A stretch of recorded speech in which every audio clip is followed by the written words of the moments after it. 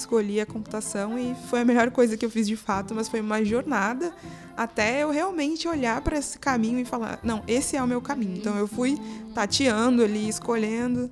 Eu sempre fui boa aluna porque era meu perfil desde a escola, então fui estudando, mas eu não tinha certeza se eu ia trabalhar com aquilo mesmo, né? Mas eu ia passando ali, ia fazendo, até que acho que foi no 4º ano depois que eu fiz meu intercâmbio, que aí sim eu falei, não, isso aqui faz sentido pra mim. No meu último ano do ensino médio, eu tive que fazer vestibular, eu fechei o olho e marquei, ciência da computação é você.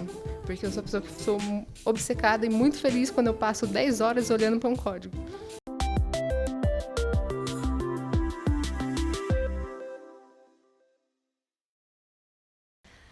E aí, gente boa, tudo bem com vocês? Sejam todas bem-vindas e bem-vindos ao Mesa Amarela, nosso podcast aqui da Diretoria de Identidade da PUC-Paraná. Eu sou a Laura, host do episódio de hoje, no qual a gente tá muito nervosa, mas muito feliz. Muito animada, mas muito nervosa de falar alguma abobrinha, mas vai dar tudo certo. Para garantir a acessibilidade do nosso episódio, eu sou uma mulher branca de 1,65 m, com os cabelos castanhos na altura dos ombros, e estou vestindo uma blusa que a gente não chegou à definição se é azul, verde ou um tom de cinza, com umas folhas brancas e marrons. Olá, eu sou a Adriele, co-host no episódio de hoje. É uma alegria estar aqui com as nossas convidadas. Eu, nesse episódio, sou a pessoa que já mergulhou na sopa de letrinhas que essa área do conhecimento, às vezes, traz pra gente e a gente faz uma confusão com elas, né? Então, a minha descrição eu sou uma mulher branca de 1,70 m, com cabelos de tamanho médio, na altura dos ombros, que está hoje parcialmente preso, visto uma blusa verde, também olhos castanhos, e também nesse episódio de hoje, agora caminhando para a presença da nossa convidada aqui, né? Nós trouxemos para a mesa uma estudante que já conhecia a nossa convidada e contou com a nossa convidada para seu discernimento para o ingresso na universidade. Então, a Daniela dos Santos, é que ela já está tanto por aqui que é muito estranho chamá-la pelo nome inteiro. Parece que a gente está brigando, né? Bem coisa de mãe. Então, a Dani é estudante do curso de Ciências da Computação. E ela, assim, é também uma aventureira da área da música, uma aventureira da área da culinária. De vez em quando nós degustamos os quitutes dela aqui no Café Acústico. Fica o convite para todo mundo vir conhecer o Café Acústico, que acontece toda terça no final da manhã e no final da tarde. E a Dani se interessa por programação desde muito nova, e hoje a gente teve a alegria de contar com ela para desvendar esse universo, né? Nossa tradutora. Ela colaborou conosco na construção do roteiro, traduzindo o universo aí da programação, da tecnologia para a gente. Seja bem-vinda, Dani. Seja muito bem-vinda, Dani. É uma alegria ter você aqui na mesa hoje. Obrigada, prazer. Meu nome é Daniela. Estou aqui hoje participando desse podcast. Eu sou uma mulher branca, com cabelos castanhos na altura dos ombros, uma roupa de cor cinza, marrom, não soubemos identificar. E com os braços tatuados. E com tatuagem no braço. E também para compor, né, a nossa convidada vai compor a nossa mesa hoje. Recebemos a Kizzy Terra, que é doutoranda na PUC São Paulo, é mestre em modelagem matemática da informação pela FGV no Rio de Janeiro. Sabe Deus o que é isso, né, gente? Depois ela vai contar para nós.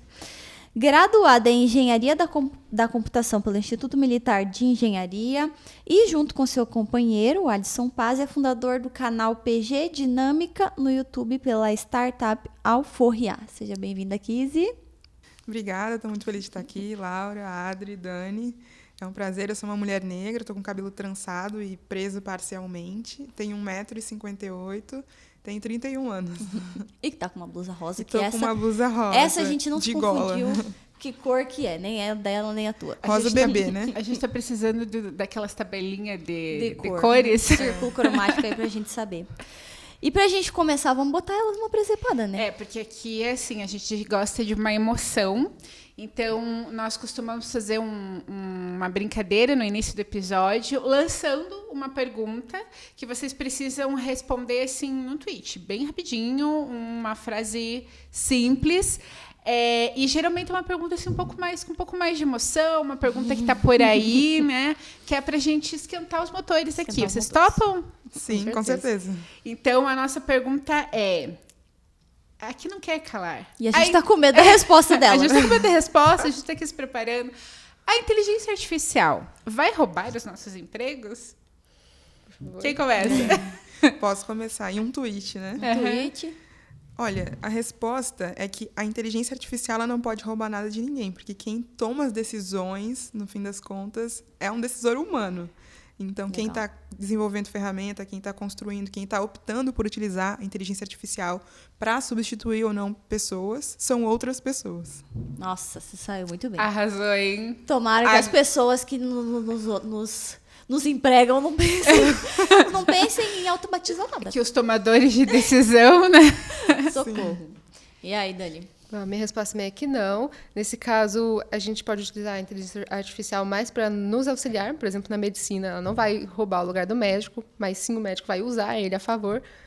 Então, acredito que futuramente, obviamente haverão empregos perdidos, mas vai servir mais para auxílio do ser humano como uma ferramenta e não para trocar pessoas. Alguns perdidos e outros gerados, então. Reposicionar essas pessoas. Reposicionados. Porque essas pessoas podem se especializar na inteligência artificial. Perfeito. Eu já achei que essa conversa aqui deu...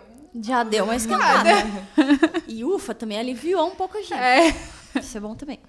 Muito bem, para conhecer então um pouquinho mais sobre você, Kizzy, primeira coisa que eu não tinha aqui no roteiro, eu acabei de inventar é Kizzy. É um nome diferente. Sim, é um nome bastante diferente. Embora eu conheça, já tenha, inclusive, tido na escola pessoas com esse nome, o Sério? que é bem curioso, né? Sim. E é um nome de origem africana, na verdade. Meus pais escolheram esse nome, é de uma história que foi traduzida com o título de Negras Raízes. Já foi uma série também que, se eu não me engano, passou na Globo em algum momento aí da história do Brasil. E então esse nome teve uma geração aí que acabou pegando um pouco ele. Eu achei bem Mas a Kizzy Terra, você tem mais sobrenomes? Sobrenomes? Ou Meu nome é de nome de princesa. Eu achei que era um nome artístico. Não, meu nome é Kizzy Fernanda. Esse Fernanda aí, meu pai inventou. Brotou ali um Fernanda. Então, Kizzy Fernanda Terra Ferreira da Paz. Nossa, é um namão. É É um namão. grande. Lindo, eu achei lindo. Não, eu sabia que era o nome, porque quando fomos trocar os e-mails de contrato e tal, eu falei, não, é Kizzy mesmo, gente. É o nome dela. Isso. E o Terra também. Eu né? achava que era um nome artístico. Não.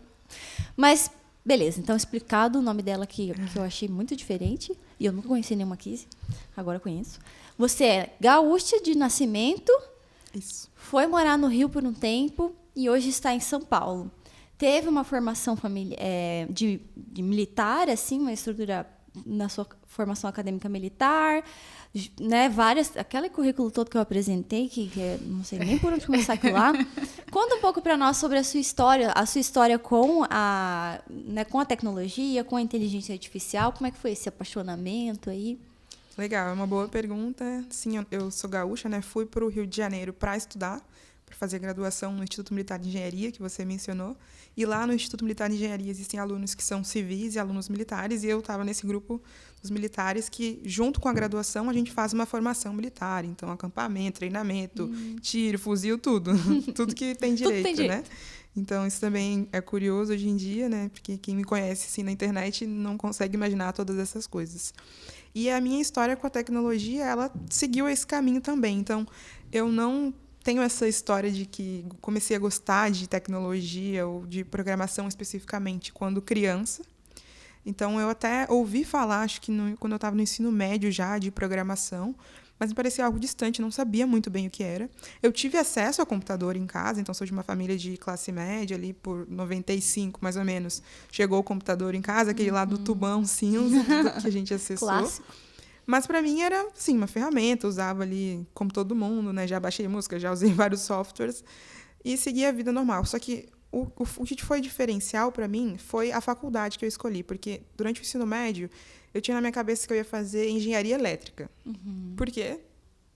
Não sei, assim, eu acho que a engenharia em si foi porque eu sempre tive facilidade nas exatas, apaixonada por matemática, isso sim, desde criança.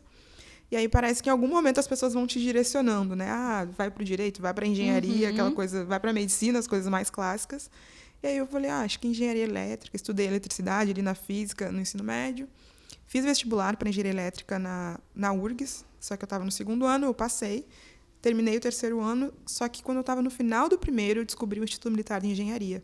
Então, eu estava contando para a Adri, né? Eu conheci esse mundo militar porque eu estudei no Colégio Militar de Porto Alegre. Então, até então, eu não conhecia essas escolas. Descobri que existia o ITA e o IME, que são as melhores escolas de engenharia do Brasil. E o IME tem essa particularidade que você faz o vestibular para o IME e escolhe a especialização lá no 3º ano, né? Depois dos primeiros 2 anos de ciclo básico. E foi isso que me deu uma certa ajuda, porque aí, no ciclo básico, eu comecei a programar, eu conhecia a programação. No primeiro momento, achei estranho, né? Não gostei muito, mas conforme eu fui aprendendo, achei interessante. E aí tinha que tomar essa decisão, ok, qual curso que eu vou escolher? Tinha elétrica lá, né, que era uma opção, mas comecei a analisar, tentar fazer projeções de futuro. Isso era, sei lá, 2012, a gente não estava ainda nesse momento que a gente está hoje, né, de muitas vagas e falando sobre isso. Mas me parecia promissor fazer computação e eu não tinha exatamente um motivo para fazer elétrica, então escolhi a computação e foi a melhor coisa que eu fiz de fato, mas foi uma jornada até eu realmente olhar para esse caminho e falar, não, esse é o meu caminho. Então, eu fui tateando ali, escolhendo. Eu sempre fui boa aluna porque era meu perfil desde a escola, então fui estudando, mas eu não tinha certeza se eu ia trabalhar com aquilo mesmo, né? Mas eu ia passando ali, ia fazendo, até que acho que foi no 4º ano depois que eu fiz meu intercâmbio, que aí sim eu falei, não, isso aqui faz sentido para mim. E uma curiosidade, assim, Kizzy, porque você comentava assim, eu fiz toda aquela coisa do acampamento e tal, e a gente comentava das habilidades musicais e culinárias da Dani, e a gente criou esse mito de que o programador, ele fica dentro de uma caverna, de um quartinho fechado, e ele só faz aquilo, né? Você achou que eu era de qual curso? O bullying começou comigo? É verdade. Primeiro eu achava que a Dani era de música, né? Eu jurava que a Dani era de música. Eu fiquei chocadíssima uma quando questão ela falou. estética, assim, né? Então, assim, você era essa pessoa de estar na natureza, de acampar. Como que você era, assim, para além dessa vida acadêmica? Você tinha outros... Hoje em dia, você tem outros interesses. Acho que é legal para a gente desconstruir esse mito, né? Sim, eu tenho outros interesses. Esportes sempre foram um interesse para mim. Então, desde criança, eu fui fazendo várias coisas. Foi meio que uma condição ali que a minha mãe colocou. Não, tem que fazer alguma coisa. Escolhe Legal. aí. Então, eu já fiz patinação artística. Que Eu legal. fiz capoeira quando era criança. Eu já fiz muay thai. Eu joguei handball, vôlei, futsal. Tudo que a gente tem direito. Mais recente, eu fiz karatê. Então, sou faixa marrom de karatê. Olha! Isso. E eu adoro também estar ao ar livre, fazer trilha, natureza, mar. Eu adoro todas essas coisas. Que loucura, né? Que a gente foi Viu? construindo Vamos esse construir, quadradinho né? na nossa cabeça e não é, né? E você, Dani, como é que você se encontrou aí nesse lugar da ciência da computação? Bom, inicialmente eu comecei querendo entrar no ITA, Engenharia Aeroespacial, porque eu gostava muito de matemática, era boa, uma das melhores da turma. Aí, isso aí foi ideia lá nos 10 até os 14 anos. Nessa época eu conheci programação, comecei com desenvolvimento de site, o HTML e o CSS famoso, que não é programação em si, mas é uma porta de entrada para muita gente, onde muita gente começa. Parei por um tempo, voltei depois com Python, que já é uma linguagem que já é um pouquinho mais dentro, direcionada para a inteligência artificial. Não sei o que deu na minha cabeça, voltei, comecei a focar nesse canto, porque eu sempre fui uma criança que teve computador em casa e tudo que tinha para desmontar, eu desmontava. Quebrava, passava alguns anos. Coitada dessa E mãe. andava por aí com um martelinho assim, ó. Sim. Já. Eu quebrava e ficava ali. Passava alguns anos e aprendi a montar. Então foi Como que é o nome da sua mãe, Dani? Juliane. Um abraço, Juliane. A gente é solidária. Solidária é essa criança que desmonta tudo. Por isso que eu queria entrar na parte da engenharia e eu gostava muito dessa parte de aeronáutica, avião, espaço. Ainda sou obcecada pela SpaceX, que é a empresa de foguete. E daí para frente, eu acabei flertando um pouco com a área de direito, porque eu queria virar da Polícia Federal. Falei, maior erro da minha vida, ainda bem que eu voltei para a área de programação. Ajustou a rota. Fui ali, já volto e vou. Aí no final, no meu último ano do ensino médio, que eu tive que fazer vestibular, eu fechei o olho e marquei, ciência da computação é você. Porque eu sou a pessoa que sou obcecada e muito feliz quando eu passo 10 horas olhando para um código. Não faz mas não faz sentido, mas Legal. eu me divirto. Bom, mas ela já soltou uns 3, 4 termos Sopa que de eu falei. letrinha aqui. O que será? Mas a Cris deve ter entendido. E eu espero que vocês também tenham entendido, porque a gente Sim, não entendeu. e achei muito legal, entendeu. temos coisas em comum, não sabia que ela tinha pensado no ITA, matemática, engenharia, muito legal. E agora eu vou fazer um rompimento aqui desse roteiro, que agora eu tô revoltadinha. Mas acho que é uma coisa que a gente conversava, na verdade, bastante sobre mulheres estarem nesse espaço, assim. E foi muito engraçado, porque quando apresentei a Kizzy pra Dani, ela falou, precisamos ter mulheres nessa área, assim, né? É uma coisa, é um sintoma que vocês... Acho que a Kizzy, quando estudou na graduação, e a Dani hoje percebe na graduação, tem aumentado as mulheres nesse espaço, assim? Porque eu acho que, historicamente, não era um espaço muito nosso, assim, né? Sim. Olhando em retrospecto, então, eu me graduei, já vai fazer 10 anos, por incrível que pareça. Então, sim, eu acho que esse interesse vai aumentando. A gente tem hoje as redes sociais que ajudam muito, e parte do meu trabalho é isso também, né? Levar para mais pessoas, para mais mulheres. Então, acho que sim, vai aumentando. Mas, se a gente comparar, né, na proporção homens para mulheres, ainda é minoria, né? Pelo menos em todos os espaços que eu conheço. Como que você percebe isso, Dani? Bom, atualmente, na minha turma, quando eu entrei e continua assim, de uma turma mais ou menos de 60 pessoas, 6 a 10 ali são mulheres. É 10%. muito pouco. 10%, não bem menos, porque são 60 alunos. Ah, isso, 10 no máximo são mulheres. Não, mais? Mais, um pouquinho mais. Vai errando a matemática aí. É um espaço para estarmos ainda. É de se pensar, principalmente, o quanto isso vai criando lacunas e vai distanciando, a gente vai entendendo que não é um lugar, né? Que não é o nosso lugar, né? Eu não sei como que foi na graduação dela, se tinha mais mulheres, mas eu acho muito pouco. É pouco ainda. E nesses espaços que você transitou, Kizzy, que eram espaços militares, era menos também? Era menos ainda? Como que era? Eu acredito que é a mesma proporção, assim. Então, lá já tem, né, muito mais homens que mulheres. E aí varia um pouco dos cursos. Então, a engenharia química, por exemplo, na minha turma, tinha pouquíssimas pessoas, mas a maior parte delas eram mulheres, né? E aí já na computação, na eletrônica, enfim, Na mecânica, na mecânica vai diminuindo. Algumas são mais ou menos, então civil, né, que a gente chamava de construção, vai tendo um pouco mais. Assim, é uma amostra bem pequena também lá, as turmas são pequenas. Mas, em geral, me parece que é mais ou menos isso. A gente vai de 10%, 15%. E até no canal do YouTube, a gente vê assim, a proporção do público, né? É mais ou menos 15% feminino. Sério? E assim, esse canal ele começou só com o Alisson, né, na frente das câmeras. E depois eu entrei junto.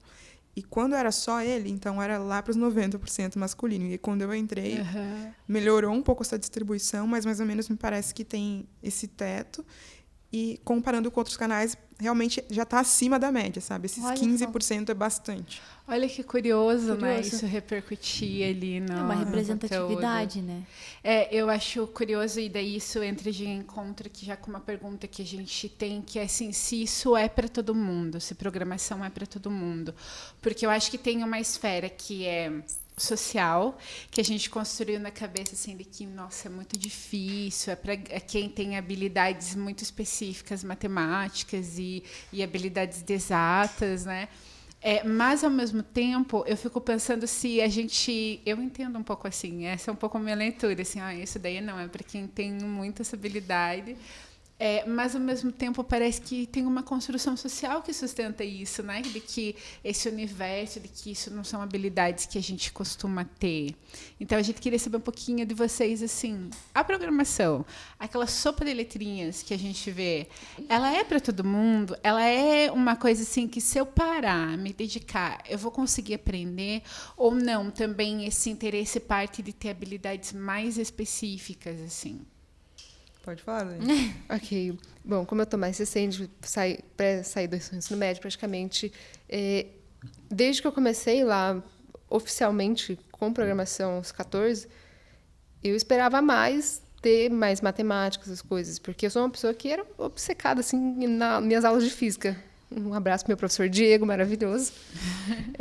Então eu esperava que fosse bem, tanto que eu escolhi a ciência da computação porque na minha cabeça ia ser mais pesado a parte de matemática, mas assim, não é, você não precisa ser bom você não precisa ser minimamente nada bom em matemática, porque quem vai fazer os cálculos para você é o computador. Assim eu gosto. Tem uma Sim. esperança.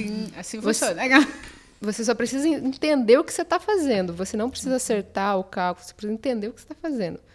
Porque, por exemplo, o cálculo, muito aluno se bate, muita gente reprova em cálculo 1, cálculo 2. Não é difícil. Não, é bem Gente, só falando, a Dani é acima da média. A outra vai falar, é difícil, sim. É, assim, porque cálculo, observando um pouco, as pessoas sim têm bastante dificuldade, como ela Sim. tá falando, sabe? Eu adoro cálculo, Cálculo 1 eu não fui tão bem, cálculo 2 eu fui melhor. Tudo bem, eu estava também numa universidade muito, muito exigente. Ainda assim, continuei gostando, não me traumatizei. Mas essa é uma barreira, É difícil, né? Essa bem é uma barreira difícil. que pega a gente. então... Eu concordo com ela, porém eu sei que eu tenho um viés. Tipo assim, não é você que vai fazer o cálculo na mão. Então, tem muita gente, eu vou ter que calcular na mão. Alguns amigos meus evitaram esse caminho porque, eu tenho que ser bom em matemática. Não, você só precisa saber lógica. Faz sentido eu fazer isso, isso, isso? Pronto.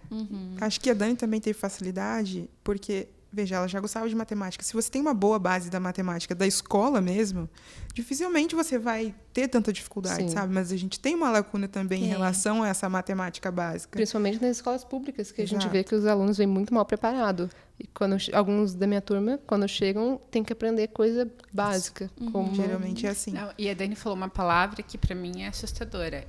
Eu venho da filosofia. A gente tem uma disciplina de lógica. Sim. Até hoje, gente. Essa Pra mim, lógica aí. lógica, não. Lógica. Foi a única disciplina que eu não cheguei a pegar DP, mas foi a única disciplina que eu peguei final. Porque a gente não entra na minha cabeça. Não tinha lógica não faz nenhuma. lógica na minha cabeça. E daí é nesse lugar que às vezes eu fico com a sensação de não, realmente são aptidões e não. Eu não nasci com isso, não. Mas ao mesmo tempo eu fico pensando quanto também não tem de sem vergonhice minha, de sentar, de me dedicar para aquilo. Então é engraçado que parece que a gente vai construindo na cabeça da gente mesmo um mito de dificuldade. E daí eu acho que também tem um pouquinho de, às vezes, a gente tem um pouquinho de aptidões, mas tem o fator de eu ser sem vergonha um pouquinho. Eu sei que tem. Eu acredito que ela possa complementar mais que a parte de programação é mais entendimento lógico do que matemático, né? Sim, exato. Acho que quem tem a base da matemática, como eu falava, Excelente. vai melhor na lógica e no raciocínio lógico, porque a matemática tem a sua lógica, né? Já própria ali.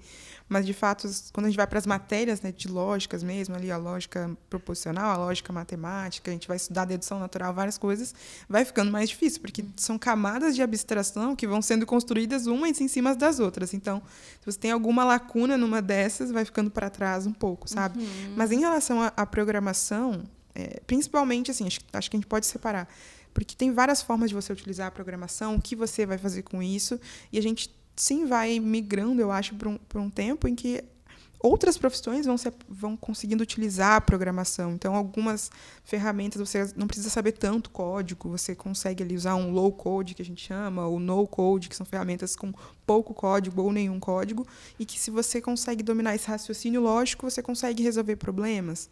Então, sei lá, tem outras ferramentas que vão ajudando, ChatGPT, coisas assim, porque você pode aplicar, né, no seu dia a dia, se você usa ferramenta, computador, para resolver problemas da sua área, né? Então, você não precisa ser um programador para usar programação.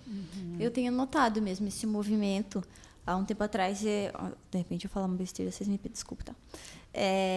Mas a gente precisava fazer um determinado painel com o Power BI, assim, e aí ele tem uma interface que, lógico, muito, muito provavelmente eu não conseguiria entregar todas as ferramentas que ele tem lá dentro, assim. Mas vendo muitos vídeos e tal, e a própria ferramenta, ela parece uma interface amigável, assim, para quem não sabe nada de nada, né? Então, acho que eu concordo, assim, que essa experiência tem sido mais agradável a depender do que se precisa, assim. Já queria todo um mecanismo para o usuário final, né? E daí a gente não precisa saber de tudo isso que vem antes, né? Mas precisa Como que entender a Dani? lógica. Oi? O front... Front-end. Você comentou que tentou entrar nessa área. Então, Daisy, eu... Aí eu vi o que eu encontrei e foi embora. Daí eu fiz igual a Dani com direito. Eu fui lá, dei uma olhadinha e falei, legal, galera, eu tô indo. Vou ali. Flertei, não gostei. Não, eu acho que tem, e daí até uma pergunta que a gente tem aqui, assim, será que as novas gerações, olha aí, eu já tô... Lá na frente. Lá na frente, claro. Mas será que as novas gerações, elas estão buscando essa área por um interesse realmente, porque tem muito estímulo, querem conhecer mais sobre programação, querem fazer a tecnologia, ou será que é porque tem um apelo do mercado muito grande? E aí vem uma questão também que eu acompanho em alguns conteúdos que eu já vi diversos pessoas que estudam tendências trazendo, assim, parece uma geração que nasce com muito acesso à tecnologia, que não pegou o PC de mesa. Não pegou o telefone de fio? Hoje a gente vai brincar com as crianças. Vamos brincar sem telefone sem fio? Mas todos os telefones são sem fio, tia. Como assim, né? Mas, ao mesmo tempo, parece que já nessa interface para o consumo, né? É um conhecimento da tecnologia voltado para o consumo, não para o desenvolvimento, não para a produção. Então, às vezes, até se você pede algumas ferramentas de trabalho, não é que conhece ferramentas de trabalho, não, é sempre um acesso à tecnologia voltado para o consumo, né? Então, recapitulando, porque eu fiz toda uma fala e eu deixei tudo muito confuso, mas é para dizer assim, será que da onde que vem? Será que realmente as novas gerações estão mais interessadas por esse mercado? Ou será que é um apelo muito mais voltado mesmo para esse interesse da tecnologia? Boa pergunta, né? Eu acho que tem um pouco de tudo. O que move, eu acho, assim, o que move a gente para chegar na tecnologia ou para querer saber o que está por trás das coisas é a curiosidade. Então, acho que assim como a gente poderia ter essa curiosidade lá no computador de tubo, a gente pode ter hoje, quando a gente está falando de pessoas que, em geral, usam mais smartphones, e não necessariamente computadores e notebooks, né? Então, tem essa diferença muito grande nas novas gerações. Eles têm uma habilidade muito grande, né, em fazer coisas no celular, numa tela pequena, que, às vezes, para a gente que vem dessas outras ferramentas, é mais limitado, parece, né?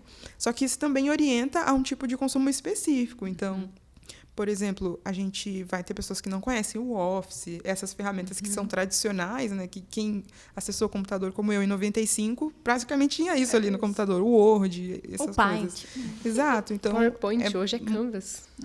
Exato. São coisas que eram muito naturais, que a gente vê que tem essa quebra. Então, se a pessoa, por exemplo, vai ingressar num emprego formal, onde tem todas essas gerações, e aí vai ganhar o notebook, vai acessar aquele mundo, ela vai ter, sim, essa dificuldade, porque ela não teve essa inserção necessariamente.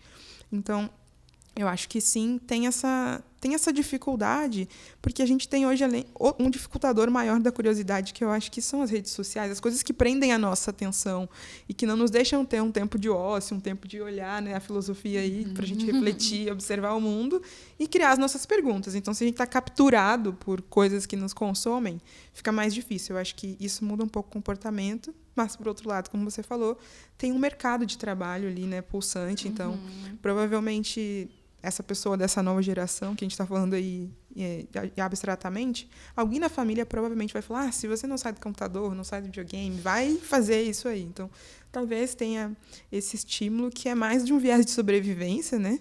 Do tipo, cara, que mercado que eu vou conseguir, né, ter um dinheiro para me manter? Mas eu acho que realmente as coisas elas não são a mesma. Então, não é exatamente a mesma coisa você ter acesso a um smartphone, a redes sociais, que seja ter essa habilidade com necessariamente estar apto e aberto a esse caminho de programar, de conhecer mais sobre inteligência artificial, por exemplo. Ou de entender a mecânica toda, né? É mais... E eu acho que também a nossa geração foi consumindo essa questão do computador, da internet, num sistema em que a pessoa precisava montar, né, o seu aparelho. Precisava expandir a capacidade dele, ela precisava... Você aprendia tudo sozinho. Era em peças, né? Antigamente, quando eu era criança, antigamente não há muito tempo, eu lembro que eu abri o computador com meus pais, meu tio... a gente abria e montava as coisas tudo certinho. Era difícil, era umas peças que você tinha medo de encostar porque era caro. Você ia quebrar e como é que ficava? Hoje não. Você já era traumatizada, desmontava tudo, né? Nossa, coitado dos meus pais. Aí hoje esse negócio já vem montado pra você tem o tutorial lindo, as peças não quebram na sua mão. Eu até brinquei Verdade. com a Dani quando a gente estava fazendo o roteiro. Eu falei, Dani, você conhece o Word? Porque eu já peguei. Uma vez ela estava. Acho que era até do roteiro que você estava levantando umas perguntas. Eu passei por aqui e ela estava aqui com o computadorzinho trabalhando assim. Gente, ela estava escrevendo naquela telinha preta de programação que eu não sei nem como que abre do computador. Eu tava usando uma ideia. E ela estava escrevendo usando roteiro. para escrever Mas aí texto. Imagina o quanto isso me chocou. Um monte de letrinha colorida, um monte de E númerozinho. O que é isso? O que é isso, moça? É um Word diferente, o seu? Você deixou a telinha preta do seu Word? Mas eu tenho uma curiosidade que eu vim perguntando para elas no caminho aqui da volta do almoço e agora ela vai aparecer, que é ciência da computação, engenharia da computação, ciência de dados, Sistemas de informação. sistema da tudo a informação, mesma coisa. socorro, tudo Deus. programação. Inclusive, a Dani provavelmente está atualizada, porque para escolher ciência da computação, imagino que você fez uma pesquisa aí. Começar por mim? Tanto faz. Já joga ela no... Eu posso falar também, É assim. porque eu tenho mais experiência na área, então eu acredito que você possa complementar mais. Mas posso começar falando que o motivo de eu ter escolhido ciência da computação e não engenharia ou algo do tipo é porque a ciência ela é algo que aborda mais a teoria. Por exemplo, no meu curso, eu vou saber fazer tudo que um computador pensa. Na engenharia, o pessoal vai mais para a parte do hardware, que é o computador físico em si. Eles vão ter mais cálculos, vão ter mais...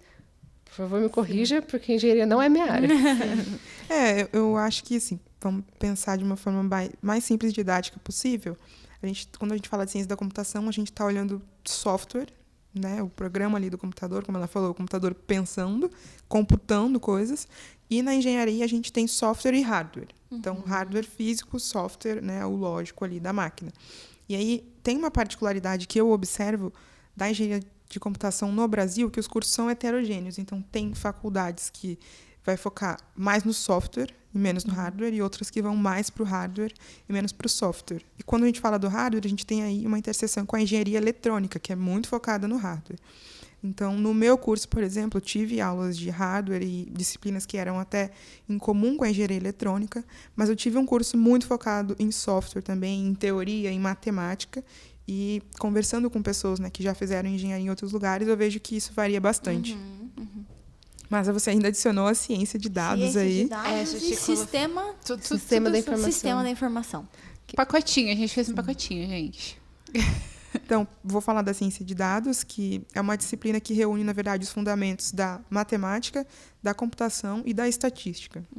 Então, atualmente já existem cursos de graduação de ciência de dados no Brasil, mas até uns 2, 3 anos ainda não tinha. Então, quem estava trabalhando com ciência de dados veio ou da estatística, ou da matemática, ou da computação, em geral.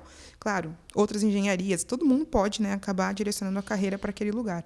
Mas, se você fez uma dessas coisas, você tem uma certa vantagem, porque você já estudou boa parte dos fundamentos, principalmente os estatísticos, que já fazem muitas modelagens de dados, eles já são bem focados nessa área.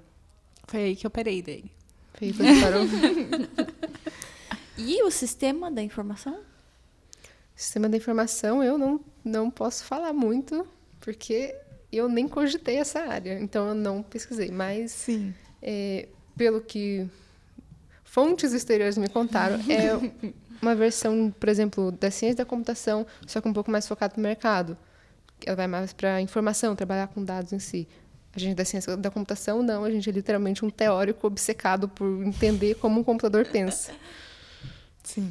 Acho que sistemas de informação, se a gente for listar, tem um monte de curso aí relacionado, engenharia de software, análise e desenvolvimento de sistemas. Nossa, é verdade. Vai derivando, e aí tem tecnólogos, enfim, tem várias camadas, e eles vão olhar aí para a computação, ou para a tecnologia, às vezes, tem tecnologia da informação também, por viés diferentes, alguns focando num escopo maior, vou pensar no sistema, né, de organização da informação, ou não, vou focar em desenvolver sistemas, provavelmente vai tirar um pouco da matemática, da ciência da computação, vai querer ficar mais na parte ali, né, mais prática. Então, varia bastante e é bem heterogêneo, como eu falei, assim, né? Ainda mais se a gente for pensar em Brasil, várias instituições, várias metodologias.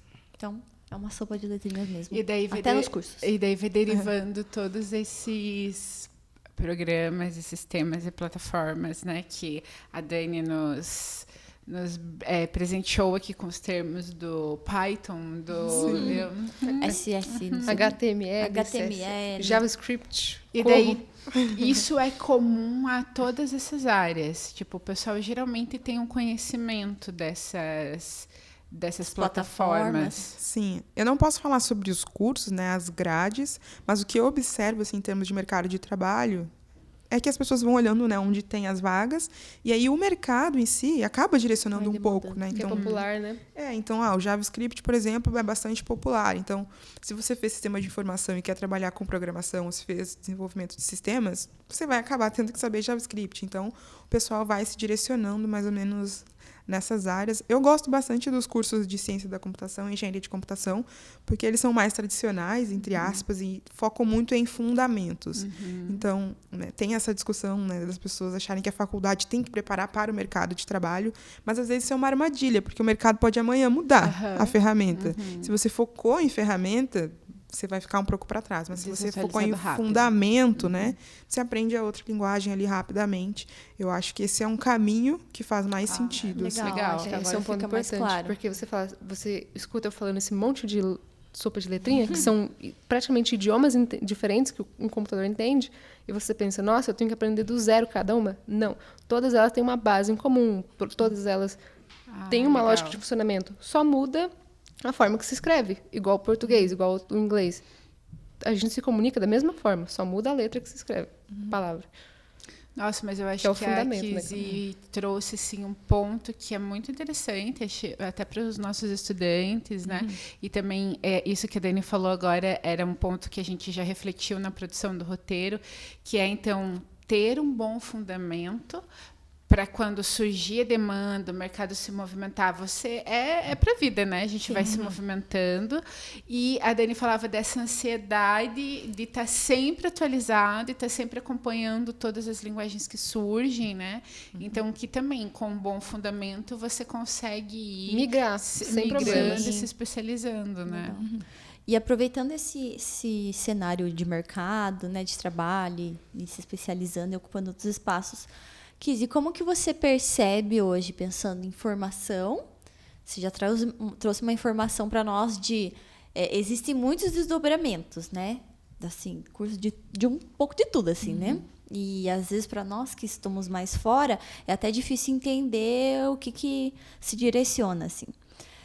Pensando, então, em formação, esse desdobramento e em mercado, quais são os maiores desafios?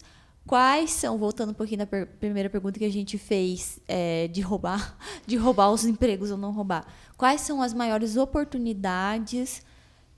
Um estudante que está entrando na academia agora e pensando, como vai ser? Socorro. E talvez ainda mais só para colocar mais um foguinho no parquinho, né? E tipo, a formação acadêmica universitária, como que você percebe ela? Dá conta? Eu estou fazendo essa pergunta aqui para uma doutoranda, né? Sim. Então eu acho que ela percebe que é uma coisa muito importante. Mas assim, como que isso fica no mercado? Porque a gente vê uma galera se especializando muito nessas linguagens que não fazem o circuito acadêmico, né? Então, só mais uma perguntinha. Tentar separar por partes. Assim. Então, pensando, né, nesse estudante que está ouvindo, que está começando, eu acho que tem muito ruído, né? Tem muita informação e medos naturais desse caminho de, nossa, eu preciso me formar, eu preciso criar uma carreira e para onde que eu vou. Então, isso já sempre existiu em alguma medida, mas vai dando essa sensação de urgência maior, de ansiedade. E hoje eu já consigo olhar em retrospecto, né? Como eu falei, já tem um tempo que eu me graduei, comecei essa jornada, e eu consigo perceber que, de fato, o que ajuda é essa priorização dos fundamentos, né? De você ter uma base, e não só técnica, teórica, né? Então, você se pensar como um ser humano completo, você cuidar da sua saúde mental, física, emocional, todas essas coisas são pilares importantes, para a gente conseguir seguir na vida. Então, é assim que eu vejo. Agora, em relação a essas dúvidas, é muito circunstancial também, a gente não tem bola de cristal, mas eu acho que as habilidades socioemocionais, elas vão se tornando mais importantes. Então, né, eu estou falando de saúde física, saúde mental, saúde do corpo, elas são importantes, porque se você se ocupar, né, se você entrar nessa dinâmica, assim, que é um pouco do mercado, da exigência, da meta, da produtividade, e você entrar nessa de querer só se preocupar com isso, com esse resultado final, em algum momento, certamente, uma máquina vai fazer isso que você faz, principalmente se é repetitivo, melhor, né? Mas o que você faz melhor do que a máquina? Eu acho que é isso que a gente tem que pensar. A gente consegue refletir, criar, construir. Enquanto humano, a gente tem várias habilidades, né? A gente mesmo criou todas essas ferramentas, essas teorias. Quando a gente olha para a máquina, em geral, para a inteligência artificial, por exemplo, a gente projeta nela coisas que, na verdade, às vezes ela não é. Então, inteligência foi a gente que criou enquanto conceito. Só temos como dizer se algo é inteligente, se antes a gente definir lá na filosofia, discutir isso, né? O que é inteligência. Então, a gente está projetando um monte de coisa também que é nossa nas máquinas. A gente tem que fazer essa distinção. Mas eu acho que é se enxergar para além do que o mercado pede da gente, que é pouco, sabe? Que é, no fim, só uma entrega, uma produtividade mesmo, um lucro ali que a empresa vai querer, mas você é mais do que isso, você é mais completo do que isso, e conseguir investir nessas outras coisas para você também vai ajudar, sabe? A não ficar com toda essa ansiedade. E aproveitando isso, a gente discutíamos aqui antes de ligarmos as câmeras, né? Que essa coisa do integral, assim, né? E muitas vezes essa integralidade gerar sofrimento também, né? De eu não olhar para toda essa integralidade e sofrer. E aí a gente tem aqui essa menina, gente, que é o Július. É o pai do Cris, que tem 2 empregos. E nós estávamos discutindo aqui se a gente fala a verdade ou a gente fala a versão socialmente aceita. Eu falei, vamos falar a verdade, porque eu acho que é um ponto que nós precisamos tocar. Então, a Dani, ela trabalha com pesquisa e teve a oportunidade de trabalhar como estagiária, mas agora com CLT, vida adulta, socorro, Deus. E como tem sido essa experiência, tanto no aprendizado profissional, assim, mas também o dark side ali, Dani, como é tudo isso daí? Bom, eu escolhi entre aspas, foi o que me apareceu e o que eu queria. Me apareceu, gostei, fui. A área de SAP, talvez você já tenha ouvido falar, e a área de inteligência artificial, que é na minha pesquisa aqui na PUC, com o PIBIC. São 2 áreas completamente opostas, nenhuma conversa com a outra, mas enquanto eu era estagiária trabalhando com SAP, eu conseguia levar o PIBIC, porque, assim, o estágio, tem gente que pensa, vai ser muito difícil nessa área de programação. Não, é bem de boa levar. O problema acontece quando você, independente de qual emprego você tenha, se você quer focar na área de pesquisa, se você é uma pessoa que trabalha 8 horas por dia e tem entrega a fazer pesquisa vai complicar um pouquinho a sua vida, vai ser difícil. Dá para levar? À custa da sua saúde mental, mas dá. Então, não vou mentir, não é uma coisa fácil depois que você, ou mesmo que não seja na área da tecnologia, se você é uma pessoa que trabalha de verdade, assim, 8 horas por dia, a área de pesquisa vai ser um pouquinho mais dolorosa, mas se tiver oportunidade, eu recomendo que todo mundo vá, porque é algo diferente, você vai entender como que funciona, você vai aprender mais profundamente o que você está fazendo, não é só o mercado que você aprende um pouquinho aqui, faz, entrega, sabe? Eu acho que o mercado ele é muito mais raso. Eu tinha expectativa quando eu entrei no meu emprego de, nossa, eu tenho que apresentar tal coisa, eu vou ter que fazer várias coisas. Mas não, é só você fazer isso aqui, e foi o que me frustrou na área no mercado, sabe? É só isso é uma dor de fazer. muita gente que trabalha, assim, que eu converso, porque você tem que entregar até tal dia, tal coisa. Entregou, mas não sei se foi a melhor solução, se...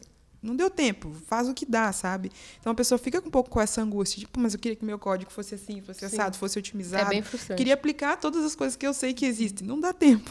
Não dá tempo. E aí, na pesquisa, né, que você tinha perguntado, a gente já tem essa outra velocidade que não, eu tenho que olhar para as coisas, eu tenho que fazer boas perguntas, eu tenho que experimentar, investigar, e as coisas levam o tempo delas. Então, é bom, só que tem essa dor também que a Dani falou, e isso no Brasil é muito crítico, que ok, como que você vive do quê sendo pesquisador no Brasil, sabe? Acho que essa que é a dificuldade. Então, hoje eu faço doutorado, né, eu trabalho na internet, tenho a minha própria empresa, e é desafiador. Então, no primeiro semestre, eu foquei muito nas disciplinas lá e tive que deixar algumas coisas de lado, tive que criar estratégias de planejamento, né? Agora eu estou aqui porque eu não estou precisando fazer disciplina, por exemplo, nesse semestre. Então, a gente vai tentando equilibrar, mas é muito difícil, né? Então, recentemente saiu até uma... Sim, acho que portaria, resolução, não sei aí o dispositivo exato, mas que dizia que os alunos, né, doutorandos, aí, bolsistas, poderiam ter um trabalho, como se fosse uma conquista. E, assim, em termos de necessidade, mas não é porque, na verdade, essa pessoa não queria estar tendo que trabalhar além do trabalho que ela já tem, porque, né, fazer um doutorado e pesquisar é um trabalho. Agora, é você chegar aí para a Dani e falar, Dani, agora você pode trabalhar. Não quero essa parte, sabe? Idealmente, né, a pessoa que tem essa vocação, entre aspas, para pesquisa, ela quer ficar ali imersa na pesquisa. Ficar 10 horas ali lendo um código. Isso, ficar 10 horas dentro de um código, olhando para um artigo. Porque você precisa desse tempo para maturar, para aprender, né, num doutorado. Primeiro você tem que mergulhar muito numa área para depois você chegar e propor alguma coisa nova para aquela área, mas você não pode... Né? Você tem que saber o que as pessoas fizeram antes de você. Então, você tem todo esse tempo. Que horas que você vai ler artigo? Como é que você faz, né? essa questão. Então, eu acho muito, muito desafiador essa história da pesquisa. E acaba mesmo, eu acho, ficando quem é muito vocacionado. Porque a pessoa se vê naquilo, ela não tem muita outra alternativa. Então, ela vai fazer o PIBIC com o estágio, com o que der. Porque ela quer muito aquilo. Infelizmente, eu acho, porque a gente, se tivesse, né, uma estrutura um pouco melhor, teríamos mais pesquisadores, eu acho, no Brasil. E você tinha comentado do intercâmbio, né? Aonde que aconteceu e como você nota agora esses cenários nacional e internacional, assim? Como é visto esse espaço do... Não, você está sendo pago para pesquisar e nos dar boas soluções. Você vai viver disso... Você nota essa diferença? Sim, tem muita diferença. Inclusive, ano passado, eu estive nos Estados Unidos, então eu acabei acompanhando isso um pouco. Eu fiz o meu intercâmbio pela primeira vez lá nos Estados Unidos também. Um intercâmbio um pouco diferente, porque foi na Academia Militar dos Estados Unidos, que, assim como o Instituto Militar de Engenharia aqui no Brasil, você tem a parte da graduação, ali mais acadêmica, e a parte militar. Eles funcionam mais ou menos assim. Então, eu fui lá, eu fiz um treinamento militar ali de uns 20 dias, mais ou menos, e depois o resto do semestre era focado nas disciplinas de computação que eu fiz. Então, eu fiz redes de computadores, linguagem de programação, banco de dados. Eu assisti a aula lá com os alunos. E foi muito legal. E foi um desses estalos que eu tive de falar, cara, eu gosto disso, eu sou boa nisso. Eu estou nos Estados Unidos, estou vendo que eu sou boa nisso, então acho que esse caminho faz sentido, né? E agora, né, pensando mais recentemente, eu estive lá porque o Alisson, né, que é meu companheiro, ele passou por um estágio de doutorado na Meta, que é a empresa que tem Facebook, Instagram, e eles têm uma área de pesquisa muito forte. E aí está uma grande diferença. Então, lá nos Estados Unidos, você, além de ter as universidades, que muitas vezes têm projetos integrados às empresas, você tem as empresas, né, essas empresas grandes que têm um investimento muito grande em pesquisa. E aí é meio que a empresa resolvendo um pouco essa dor do dia a dia. Porque quem trabalha com produto, sei lá, a pessoa trabalha programando lá no Instagram, ela vai ter essa velocidade grande de tem que entregar. Mas a empresa pega um outro pessoal para ter esse tempo para estudar, para falar, cara, vocês têm que focar no que a empresa vai vender daqui 10, 15, 20 anos. Porque enquanto a gente está fazendo isso aqui, a gente sabe que uma hora se esgota, né? Então, no caso da Meta, por exemplo, eles estão investindo muito na questão dos humanos virtuais, dos avatares. Então, quem não teve a oportunidade de conhecer, é legal pesquisar Codec Avatar, você vai ver uma versão do avatar do Zuckerberg, que é muito, muito, muito realista, e eles estão investindo nisso. Eles querem desenvolver humanos virtuais que sejam indistinguíveis, né, de eu estar aqui conversando com você ao vivo. Então, a gente vai estar de óculos e você vai estar me vendo com a mesma precisão de detalhes que você vê aqui. E esse é um tipo de projeto que é ir para um horizonte muito longo de tempo e precisa de pesquisador mesmo, de gente que está focada ali. Cada um está fazendo uma coisinha muito específica, sabe? A pessoa está pesquisando só como que ela faz o olho se mexer e ser representado, o dente, a boca, a roupa. São pontos muito específicos, que é a característica da pesquisa, né? Algo muito especializado.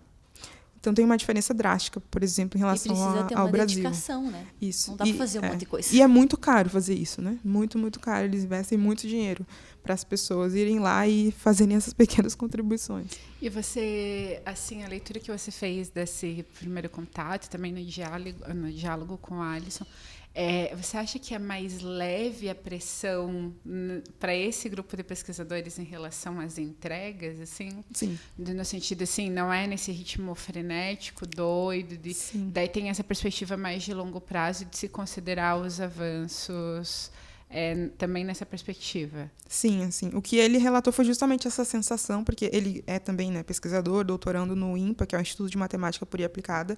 Ele se vê muito como pesquisador, se encontrou nessa área e gostou justamente de ter esse lugar que é quase um oásis, porque trabalhar com tecnologia de ponta, ser, né, bem pago por isso, mas ter a possibilidade de fazer as coisas no tempo que tem que fazer, sabe? De pensar, de refletir, de realmente, né, você conversar com as pessoas do time e falar, esse é o melhor jeito de fazer ou não é? Isso é algo raro quando a gente está falando ali do dia a dia, né? Sim. Me parece, e aí voltando um pouco nesse ponto que a Dani traz do estresse mesmo, porque a gente tensiona, às vezes no mesmo dia, às vezes com uma diferença de horas muito curta, a frenesi da entrega com a contemplação do estudo, assim, né? Então, virar essa chave não é tão fácil, não é tão simples, tanto que, né, ou você só vai trabalhar com isso, ou você vai pesquisar isso, assim. Então, é muito compreensível que esse sofrimento nasça dessa virada de chave que você quer da noite pro dia, assim. Ou às vezes, tipo, levantei dessa cadeira aqui, vou lá tomar um café, daí esse café já tem que vir com uma consciência de que agora eu vou pesquisar, aí quando você sentar, você virou se tornou... você virou pesquisador. Não sei, Dani, se Não, a angústia também mora aí. Bem desse jeito que você falou mesmo. Porque, infelizmente, no Brasil, a gente não tem tanto incentivo à pesquisa como lá fora, e é o que causa a fuga de mentes aqui, principalmente na área de tecnologia, que faz a gente se formar aqui e ir para fora. Porque muita gente tem interesse em pesquisar, e aqui a gente tem que pesquisar e trabalhar. Lá fora, como ela disse, um pesquisador é bem pago para ele passar ali o dia no cantinho, no oásis dele, sendo feliz, pesquisando. É difícil, mas é o que a gente gosta de fazer. Eu acho interessante quando a Kizzy fala essa coisa assim de... Não, pesquisador é vocação, ele não se vê fazendo outra coisa, então se lascou, né? Ele vai assumir aquilo ali ou vai embora. Tocar a vida. Kizzy, eu queria saber, assim, essa experiência do canal, que já vinha ali com o Alisson, você acompanhando por detrás das câmeras, né? Trabalhando também ali na produção. O que isso significa para essa tua trajetória?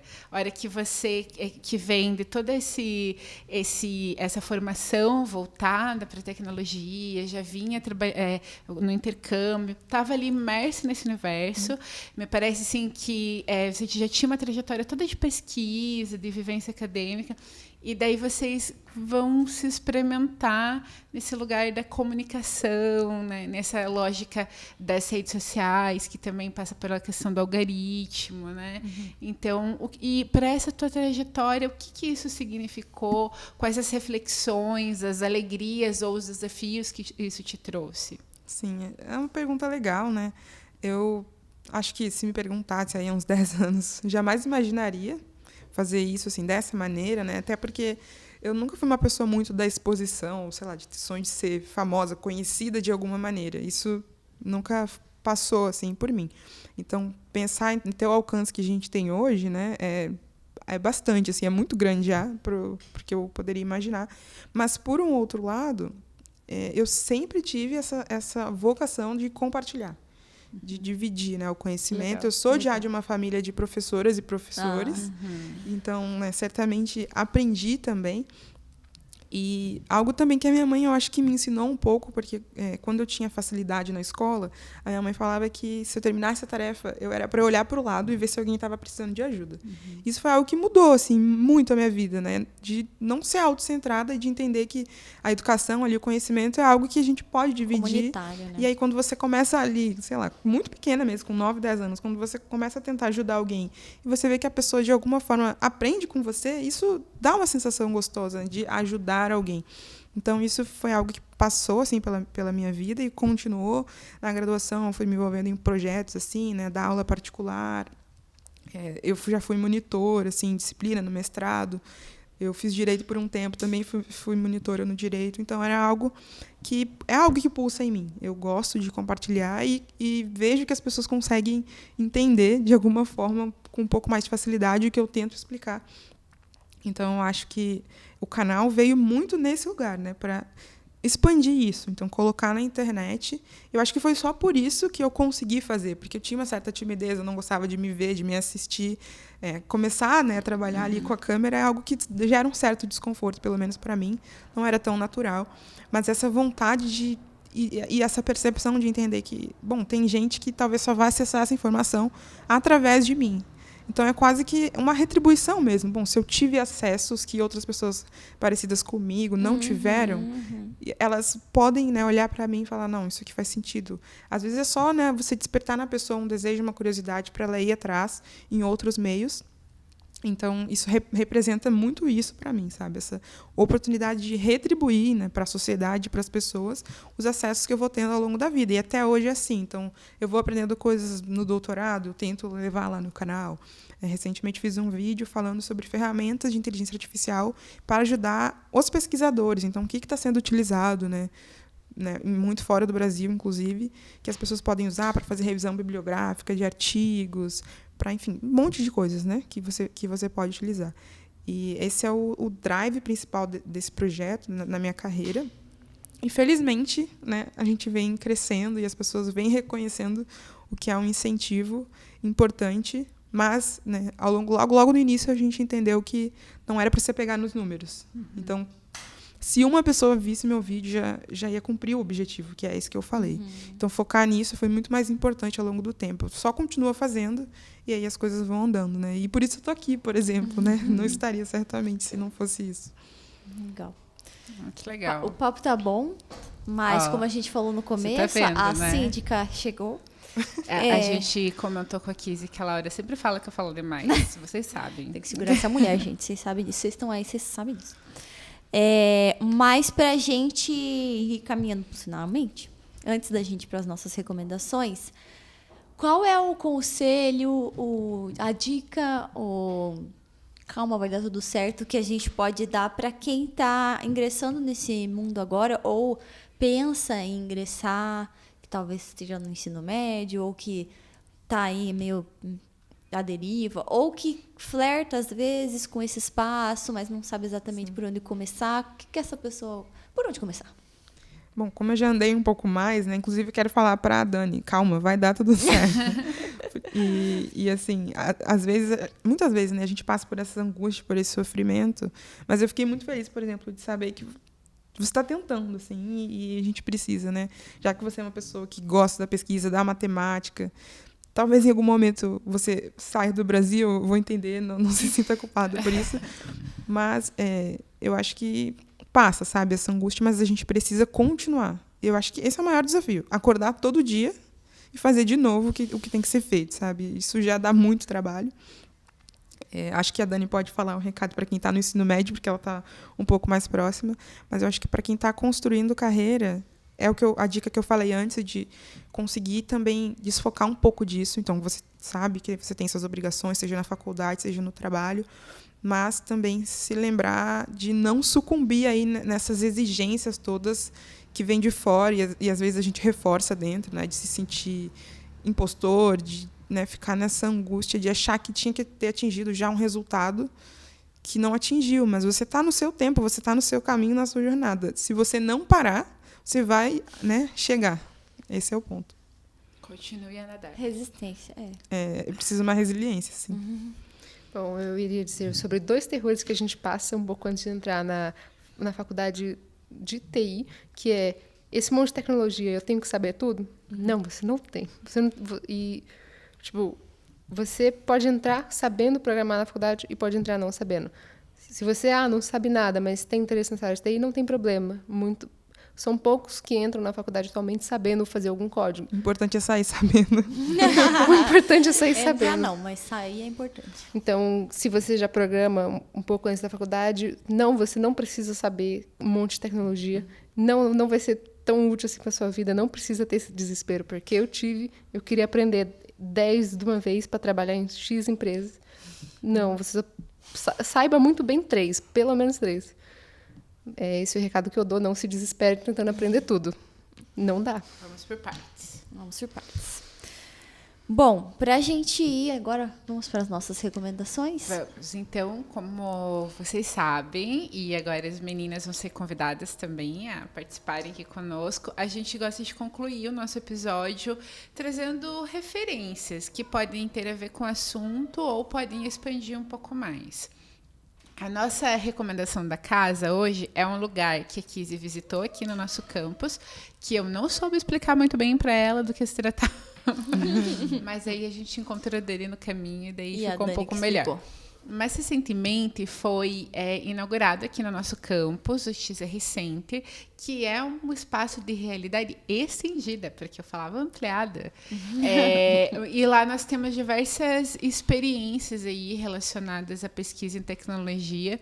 Acho que também é muito curioso que a gente tem alguns mitos na nossa cabeça. Então, para mim, ia ser tudo muito mágico, tudo ia estar já super desenhado lá. E na medida que eu comecei a frequentar o espaço, os estudantes que frequentam começaram a dizer, não, mas é que aqui a gente ainda precisa desenvolver tal coisa. Isso aqui é um semestre para desenvolver, né? Então, esse exercício da pesquisa, que ele é diário, contínuo, e que ele não está pronto, né? A gente precisa ir lá, conhecer e ir investigando, né? Então, fica o convite para todos conhecerem esse espaço. A minha recomendação tem a ver com isso que a gente falava da experiência do computador tubão, que é um podcast chamado Primeiro Contato. Esse podcast conta a história do ingresso, como que chegou a internet e também essa coisa dos computadores na casa dos brasileiros. E se dá muito pelos jogos, né? Pelos jogos digitais. E daí é muito curioso, assim, porque ele vai passando por diversas etapas, assim, desse desenvolvimento e dessa chegada ali da internet no início dos anos, no final ali dos 80, né, início dos 90. E tem, assim, muitos episódios que são muito curiosos. Mas eu vou contar um spoilerzinho aqui. Quando eles entrevistam um menino que, na época, o pai dele comprou um determinado jogo nos Estados Unidos e franqueou aqui. E o menino era o canal de atendimento do pai, porque ninguém no Brasil sabia dar instruções e ajudar o consumidor a instalar, a fazer tudo o que precisava fazer. Então, às vezes, o pai ligava para os Estados Unidos, o menino, na época, com 12 anos, o pai traduzia do inglês, ele fuçava lá, aprendia os negócios, adaptava o que precisava, e daí ele dava a resposta para o consumidor. E daí, recentemente, eu vi uma reportagem com essa pessoa, agora ele é uma pessoa adulta, e daí você imagina o que é que está trabalhando com tecnologia, com jogos? Não, estou no mercado de investimentos. Mas eu achei, assim, tinha muitas questões, assim, nessa trajetória, assim, tem muitos atravessamentos, é muito curioso, acho que vale o convite para a gente pensar aí numa perspectiva mais historiográfica, que eu estou mais na minha zona de conforto, essa questão da tecnologia. Fica o convite. Primeiro Contato, é um podcast do B9. Legal. E aí, Kizzy? Bom, eu tinha uma na cabeça que eu vou dizer, mas enquanto você falava, eu pensei em outra também, recomendação. Então, a primeira que me veio aqui foi um livro, que é bem recente, da professora Lúcia Santaella, lá da PUC de São Paulo. Ela já veio aqui. Legal. Legal. O livro é Há Como Deter a Invasão do ChatGPT. Que legal. Então, para quem está aí com medo, na dúvida, querendo entender um pouco, a professora Lúcia Santaella, né, conhece muito sobre linguagem, então ela tem esse viés bem interessante. E eu queria fazer essa recomendação. O livro foi lançado, acho que em setembro agora. Mas enquanto você falava, né, lembrei dos jogos, eu lembrei de um jogo. Eu não sou a pessoa mais dos jogos, mas eu joguei um no início do ano que eu gostei muito, que é o Detroit Become Human. E tem a ver aí com inteligência artificial. Quem conhece jogos provavelmente já até jogou, conhece. Mas até para quem não é tanto do jogo, se você tem acesso a um videogame, a um console, porque, sei lá, alguém da sua família tem, eu recomendaria jogar, porque não é um jogo tão difícil assim na jogabilidade, porque eu não sou tão boa, mas a história é super envolvente, você vai ter que tomar ali decisões interessantes e pensar um pouco, refletir sobre esse futuro um pouco distópico aí, que a gente vai ter robôs ou não na nossa sociedade, como que vão ser essas interações. Ai, que legal. Fiquei curiosa. É. E eu não sou da pessoa dos jogos, mas fiquei curiosa. Recomendo, é legal. E aí, Dani? Bom, a minha recomendação é uma série chamada Mr. Robot, já Maravilhosa. encerrou. Acredito que é uma série famosa, mas não achei quase ninguém que conhecesse. Então eu recomendo, fica de recomendação. Ela é uma série que aborda diversas áreas da tecnologia, tanto como inteligência artificial, redes, hacking, e mostra como que a parte de TI em si, ela tá na nossa vida. Como que a TI, a rede, a internet, principalmente as redes sociais, podem influenciar a vida dos indivíduos. O personagem principal, ele é um programador e ele tem ele tem algum... Não sei se é distúrbio.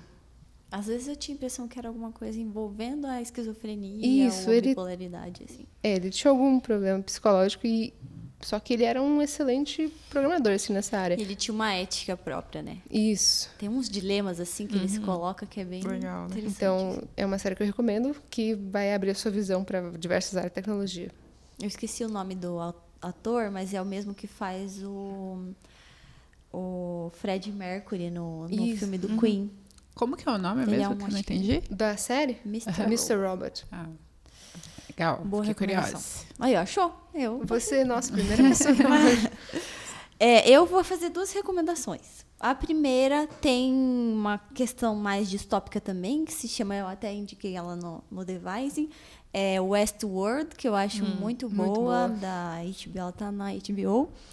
E ela vai tratar um pouco, né, sobre um parque de diversões, vamos dizer assim, adulto, que se passa no Velho Oeste.